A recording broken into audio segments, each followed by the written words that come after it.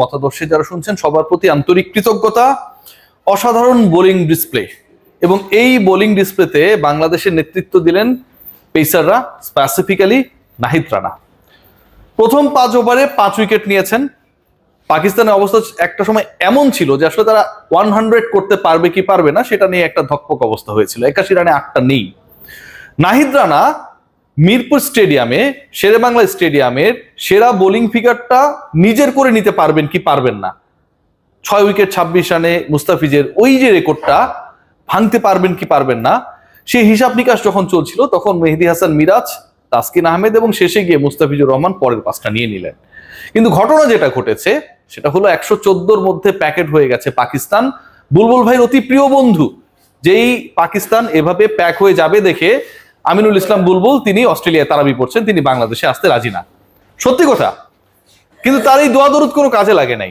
বাংলাদেশের চিরবন্ধু, পরম বন্ধু পাকিস্তানকে আজকে বাংলাদেশ হয়তো হারিয়েই দেবে, এবং অস্ট্রেলিয়ায় বসে এই খেলাটা যখন তিনি দেখবেন কিছুটা মন খারাপ হয়তো হবে।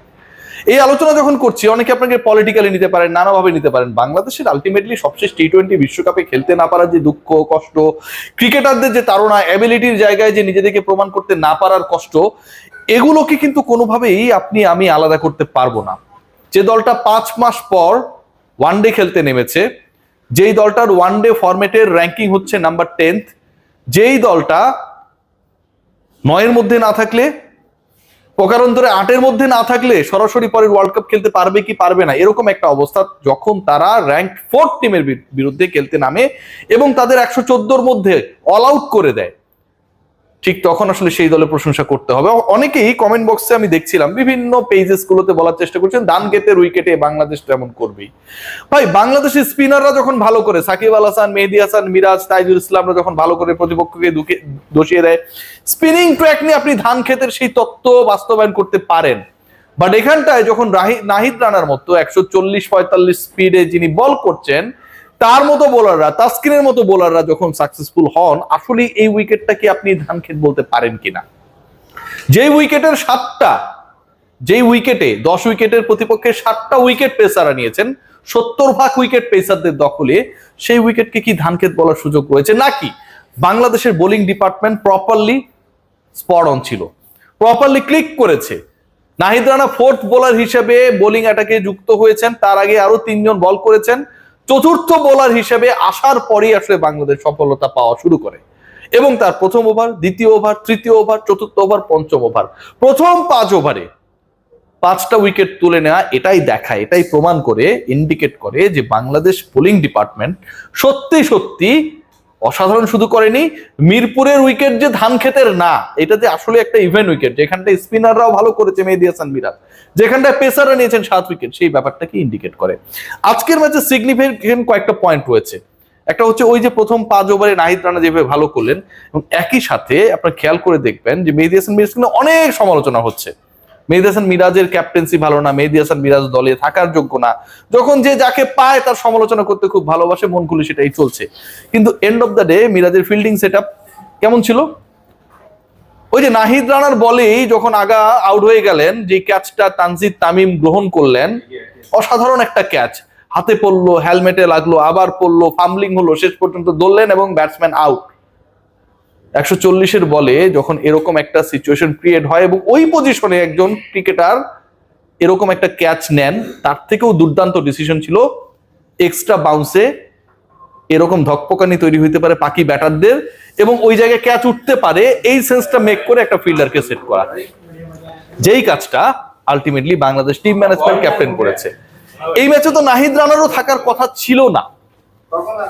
শরীফুল ইসলাম আজকে বাংলাদেশের 3rd পেসার হিসেবে খেলবে, এটাই এক্সপেক্টেড ছিল। কিন্তু নাহিদ রানাকে খেলানোর ডিসিশনটাও তো অনেক বড় সাহসী সিদ্ধান্ত ছিল। আজকে 114-তে যদি বাংলাদেশ অল আউট হইতো, আপনি সমালোচনা করতেন। 114-তে পাকিস্তান অল আউট হয়েছে, তারপর আপনি সমালোচনা করছেন। আমরা আসলে আমাদের দেশকে, আমাদের ক্রিকেটকে, আমাদের পারফরমেন্স গুলোকে কতটুকু ধারণ করি, সমস্যার জায়গাটা কোথায়, I have no idea. So আজকে বাংলাদেশ যেভাবে খেলেছে, আমার কাছে মনে হয় এটা নতুন শুরু। যে বাংলাদেশ বিশ্বকাপ খেলতে পারে নাই, যে বাংলাদেশের ক্রিকেটারদের অ্যাবিলিটি নিয়ে আমাদের মধ্যে, দর্শকদের মধ্যে, ম্যানেজমেন্টের মধ্যে অনেক প্রশ্ন, সেই তারা আজকে দেখিয়ে দিয়েছে যে Pakistan, they are rank 4th in ODI cricket, তাদেরকে 114 রানের মধ্যে একটা সময় মনে হচ্ছিল 100 করতে পারবে না, প্যাক করা সম্ভব। যেই নাহিদ রানা 11-এ থাকার কথা ছিল না, সেই নাহিদ রানা 5 উইকেট নিয়েছেন, পাইপার নিয়েছেন প্রথম 5টা উইকেট তার প্রথম 5 ওভারের প্রত্যেকটা ওভারে তিনি উইকেট নিয়েছেন। যেই মেহেদী হাসান মিরাজকে নিয়ে এত সমালোচনা ছিল, তিনি 3 উইকেট নিয়েছেন। তার বলে ক্যাচ মিস হয়েছে, হয়তো উইকেট সংখ্যাটা আরো বাড়তে পারতো। তানজিদ তামিম যেই কঠিন ক্যাচ নিয়েছেন নাহিদ রানার বলে, সেই তিনি সহজতম ক্যাচটা, দৌড়ে গেছেন, বল অনেকক্ষণ আকাশে ছিল, সেই ক্যাচ তিনি মিস করেছিলেন সেই মেহেদী হাসান মিরাজের বলে। এই আলোচনাগুলো কেউ করবে না। তানজিদ তামিমকে ওই শটে হেলমেট পরিয়ে ফিল্ডিং করতে ওই প্লেসমেন্ট যিনি করেছেন সেই ক্যাপ্টেনের প্রশংসা কেউ করবে না। But end of the day this is our team and they had done tremendously well. আজকের এই পারফরমেন্সটা বাংলাদেশ দলের জন্য প্রচন্ড দরকার ছিল, কারণ ব্যাটার এখন একটা রিলিভিং সিচুয়েশনে রয়েছে। বাংলাদেশ হোপফুলি এই ম্যাচটা জিতবে, যেহেতু আমরা ব্রেকেজ কন্টেন্টটা করছি, এবং বাংলাদেশ এই ম্যাচ জেতার মাধ্যমে একটা অসাধারণ টনিক পাবে। নাম্বার 1 সেটা হচ্ছে আপনি আপনার থেকে অনেক বেটার র্যাঙ্ক টিমকে আপনি হারালেন। নাম্বার 2 যেটা আপনার সিরিজ জয়ের পথে আপনি এগিয়ে গেলেন। পরের 2-এর মধ্যে একটা জিতলেই সিরিজ বাংলাদেশের, হোয়াইট ওয়াশও যদি করতে পারেন সেই অপরচুনিটি আপনার সামনে বিধাতা এনে দিয়েছে। So let's see what happen. But the performance আজকে বাংলাদেশ দল দেখিয়েছে, যেভাবে বাংলাদেশ খেলেছে, যেভাবে নাহিদ রানা মুস্তাফিজের উপর অনেক আস্থা ভরসা, তাসকিনের উপর অনেক আস্থা ভরসা, রিশাদ অনেক ফাটিয়ে খেলবেন, তিনি বিগ ব্যাশ খেলে এসেছেন, কিন্তু ঘটেছে পুরোপুরি উল্টা। 10 উইকেটে 8টাই নিয়েছেন মিরাজ এবং নাহিদ, যাদের প্রতি ওই আস্থার জায়গাটা ছিল না।